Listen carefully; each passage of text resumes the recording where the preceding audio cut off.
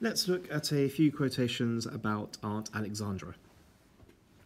When she comes to stay in part 2 of the novel, this is not the first time we see her, but it's certainly a dramatic moment. Remember, structurally, this is quite interesting. We have just had the Black Church chapter. It ends with a fairly calm atmosphere. Scout and Jem, for the first time in their lives, it seems, have really started to talk to Calpurnia and get a sense of what her life is like. They've had a very interesting time at the First Purchase African Episcopal Church, I think that's the full name, and now they are reflecting on everything they've learned. Their first real time getting under the skin, as it were, although perhaps that's an unfortunate expression with To Kill a Mockingbird, of this community they've heard about but not really had much contact with. So a lovely atmosphere at the end of that beautiful chapter. But then suddenly we see that Aunt Alexandra's here. The chapter begins.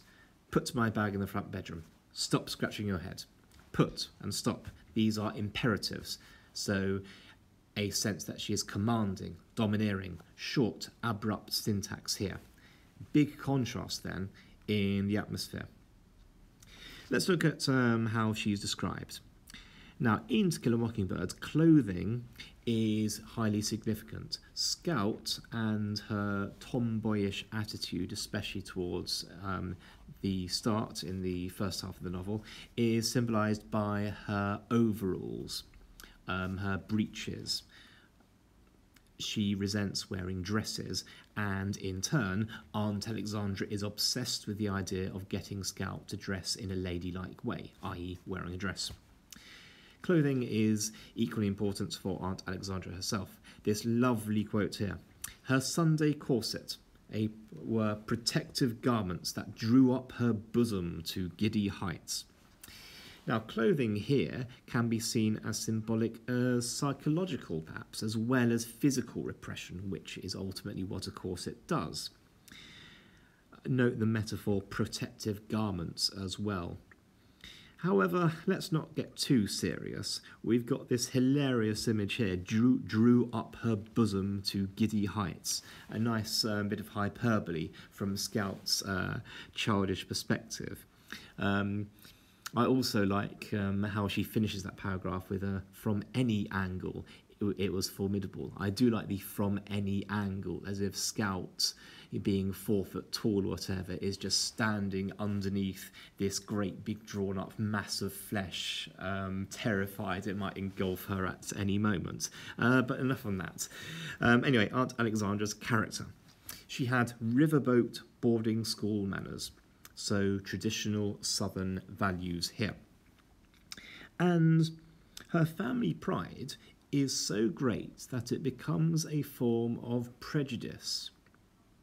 To her, everything can be explained, it seems, by somebody's family background, and every family always has to act in a certain way.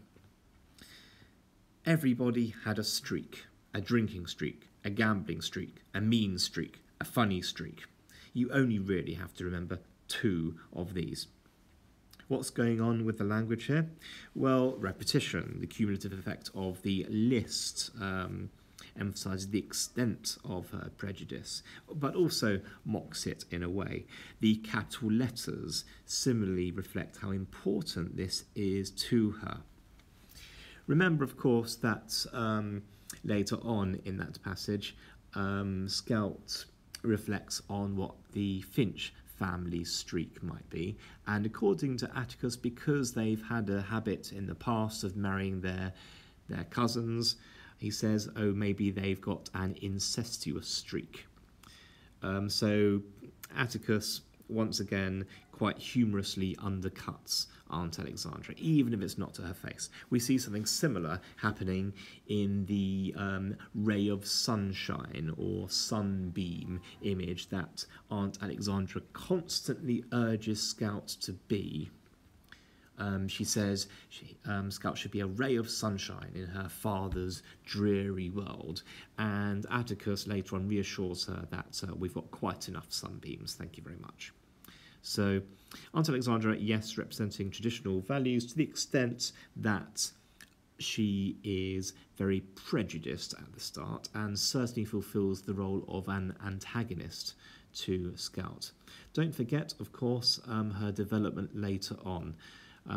I wouldn't recommend writing an Aunt Alexandra essay that focuses entirely on her early portrayal and missing her character development. Remember how in one of the hypocrisy chapters, the meeting with the women of Maycomb about the saintly J. Grimes Everett and the Maruna tribe, she becomes a role model of sorts to Scout. She is grateful to Miss Maudie, who challenges Miss Stephanie's prejudice, and Scout finishes that chapter with, after all, if Auntie could be a lady at times like this, then so could I.